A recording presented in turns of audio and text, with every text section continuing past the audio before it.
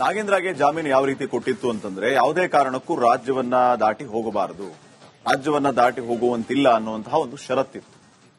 ಸಾಹೇಬರು ಮಂತ್ರಿ ಆದ್ಮೇಲೆ ಡೆಲ್ಲಿಗೆ ಹೋದ್ರು. ಡೆಲ್ಲಿಗೆ ಹೋಗಿರುವಂತದ್ದು ವಿಪಕ್ಷಗಳ ಆಕ್ಷೇಪಕ್ಕೆ ಕಾರಣ ಆಯಿತು. ಷರತ್ತುಬದ್ಧ ಜಾಮೀನಿದೆ. ಆ ಷರತ್ತಿನಲ್ಲಿ ಬಹಳ ಸ್ಪಷ್ಟವಾಗಿದೆ, ರಾಜ್ಯವನ್ನ ಬಿಟ್ಟು ಬೇರೆ ಎಲ್ಲೂ ಪ್ರವಾಸವನ್ನ ಮಾಡುವಂತಿಲ್ಲ. ಹಾಗಿದ್ರೆ ಇವರು ದೆಹಲಿಗೆ ಹೇಗೆ ಹೋದ್ರು? ಷರತ್ತನ್ನ ಉಲ್ಲಂಘನೆ ಮಾಡಿದ್ದಾರೆ ಅನ್ನುವಂಥದ್ದು ವಿಪಕ್ಷಗಳ ಆರೋಪ ಆಯಿತು. ಈಗ ಲೇಟೆಸ್ಟ್ ಅಪ್ಡೇಟ್ ಏನು ಅಂತಂದ್ರೆ ಷರತ್ತುಗಳ ಸಡಿಲಿಕೆಯಾಗಿದೆ.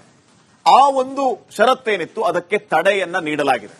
ಈಗ ರಾಜ್ಯವನ್ನ ಹೊರತುಪಡಿಸಿ ದೇಶ ದಾಟಿ ಹೋಗೋದಕ್ಕೆ ಅನುಮತಿಯನ್ನ ಕೇಳಬೇಕು. ಅಂದರೆ ರಾಜ್ಯವನ್ನ ದಾಟಿ ಹೋಗಬಹುದು, ಬೇರೆ ರಾಜ್ಯಗಳಿಗೆ ಪ್ರಯಾಣವನ್ನ ಮಾಡಬಹುದು ಅನ್ನುವಂತಹ ಒಂದು ಹೊಸ ಷರತ್ತನ್ನ ಈಗ ಮಾರ್ಪಾಡು ಮಾಡಲಾಗಿದೆ. ಅಲ್ಲಿಗೆ ದೇಶ ಬಿಟ್ಟು ತೆರಳದಂತೆ ನಾಗೇಂದ್ರಗೆ ಈಗ ಸೂಚನೆಯನ್ನ ನೀಡಲಾಗಿದೆ. ಆ ಒಂದು ಷರತ್ತನ್ನ ವಿಧಿಸಲಾಗಿದೆ. ಇದೀಗ ದೇಶ ಬಿಟ್ಟು ತೆರಳಬಾರದು, ರಾಜ್ಯ ಬಿಟ್ಟು ಹೋಗಬಾರದು ಅಂತ ಇತ್ತು ಮೊದಲು. ಈಗ ದೇಶ ಬಿಟ್ಟು ಹೋಗಬಾರದು, ಅಲ್ಲೊಂದು ಮಾರ್ಪಾಡಾಗಿದೆ. ಅನುಮತಿ ಇಲ್ಲದೆ ದೇಶ ಬಿಡುವಂತಿಲ್ಲ ಸಚಿವ ನಾಗೇಂದ್ರ. ಯಾವುದೇ ಕಾರಣಕ್ಕೂ ನೀವು ದೇಶ ಬಿಟ್ಟು ಹೋಗಬೇಕು ಅಂತಂದ್ರೆ ಅನುಮತಿಯನ್ನ ಕೇಳಬೇಕು. ಅನುಮತಿ ಸಿಕ್ಕರೆ ಮಾತ್ರ ಹೋಗಬೇಕು. ರಾಜ್ಯ ಬಿಟ್ಟು ಹೋಗೋದಕ್ಕೆ ಅನುಮತಿಯನ್ನ ಕೇಳಬೇಕಾಗಿತ್ತು, ಅನುಮತಿ ಇರಲಿಲ್ಲ ಆಕ್ಚುಲಿ. ಆದ್ರೆ ಈಗ ದೇಶ ಬಿಟ್ಟು ಹೋಗಬೇಕು ಅಂತಂದ್ರೆ ಅದೊಂದು ಮಾರ್ಪಾಡನ್ನ ಮಾಡಿದ್ದಾರೆ. ಇದಕ್ಕೆ ಆಕ್ಷೇಪಣೆಯನ್ನ ಸಲ್ಲಿಸಬೇಕು ಅನ್ನುವಂತ ಇರಾದೆ ಇತ್ತು ಅಂತಂದ್ರೆ 12ನೇ ತಾರೀಕಿನವರೆಗೂ ಕಾಲಾವಕಾಶವನ್ನ ಇಡಿ ಅವರಿಗೆ ಮಾಡಿಕೊಡಲಾಗಿದೆ.